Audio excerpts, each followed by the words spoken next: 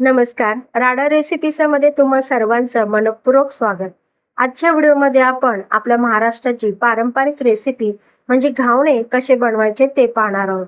खूप साधी, सोपी आणि चविष्ट रेसिपी आहे, परंतु बऱ्याच वेळेला काय होतं, बऱ्याच जणांचे घावणे चिवट होतात, जाळीदार होत नाहीत, परफेक्ट प्रमाण माहिती नसतं। म्हणून आजच्या व्हिडिओमध्ये आपण परफेक्ट प्रमाणामध्ये मऊसूत कापसासारखे जाळीदार घावणे कसे बनवायचे ते पाहणार आहोत। सुरुवातीला मी इथे 1 वाटी तांदळाचं पीठ घेतलंय। इथे मी रेशनचे तांदूळ दळून आणले होते, ते पीठ मी वापरते। तुम्ही कोणत्याही तांदळाचं पीठ घेऊ शकता। ज्या वाटीने मी तांदळाचं पीठ घेतलं त्याच वाटीने मी 1 वाटी पाणी घातलं। पहा, बेटर आपलं खूपच घट्ट आहे। मी दुसरी वाटी पाणी घातलं, अजूनही आपलं बेटर घट्ट आहे। आता इथे मी अजून तिसरी वाटी पाणी घातलं आहे। ज्या वाटीने आपण पीठ घेतलं त्याच वाटीने पाणी घ्यायचं आहे। मी इथे तिसरी वाटी पाणी घेतलं आणि आपल्या बेटरला थिकनेसपणा येत जाणार। मी तुम्हाला प्रॅक्टिकली यामुळे दाखवते कारण की बऱ्याच वेळेला आपण पाहतो की आपल्या ऐकण्यात येतं 1 वाटी तांदळाचं पीठ आणि 2 वाटी पाणी परफेक्ट प्रमाण आहे, परंतु बघा मी तुमच्या समोर करून दाखवलं। इथे आपण 1 वाटी तांदळाचं पीठ घेतलं आणि त्याच वाटीने 3 वाट्या पाणी घातलेलं आहे। अजून एक थोडीशी कसर बाकी आहे, म्हणून आपण काय करायचं, अजून एक अर्धी वाटी पाणी याच्यामध्ये घालून घेऊया। आता आपलं परफेक्ट प्रमाणामध्ये घावण्याचं बेटर बनून तयार होणार आहे। हे बेटर खूप पातळही करायचं नाही, खूप पातळ केल्यामुळे घावणे आपले बिघडतात, ते व्यवस्थित होत नाही, चिकट होतात। याच्यामध्ये चवीनुसार मीठ घालायचं आणि ज्या वाटीने मी पीठ आणि पाणी घेतलं होतं त्याच्यानेच आता मी हे मिक्स करून घेतलं आहे आणि हेच बेटर आपण याच वाटीने पॅन वरती किंवा तव्यावरती टाकायचं आहे। चला तर मग यासाठी मी इथे गॅसची फ्लेम हाय केले आणि इथे मी डोशाचा पॅनचा वापर करते। तुमच्याकडे जर भिड्याचा तवा असेल तर खूपच चांगली गोष्ट आहे। याला ऑइल ब्रशच्या सहाय्याने आपण ऑइल लावून घेऊया।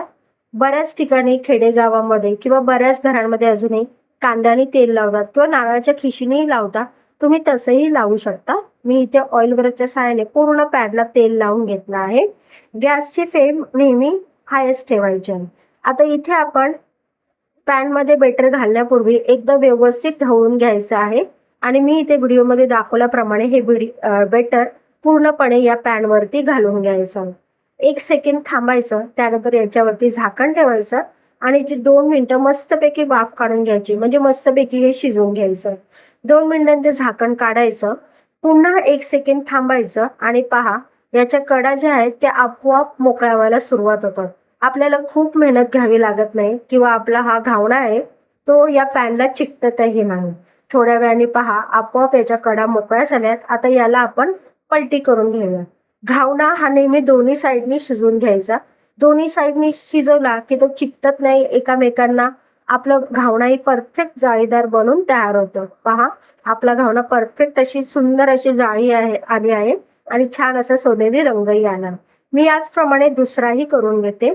मी त्याचप्रमाणे पॅनला पुन्हा एकदा तेल लावून घेतलं। बेटर मी पॅन मध्ये घालण्यापूर्वी पुन्हा एकदा मिक्स करून घेतलं। मग हे बेटर त्याच वाटीच्या साहाय्याने या पॅन मध्ये पूर्ण पॅनला पसरवून घेतलं। झाकण ठेवायचं, एक पुन्हा याला 2 मिनिटं चांगलं शिजू द्यायचं।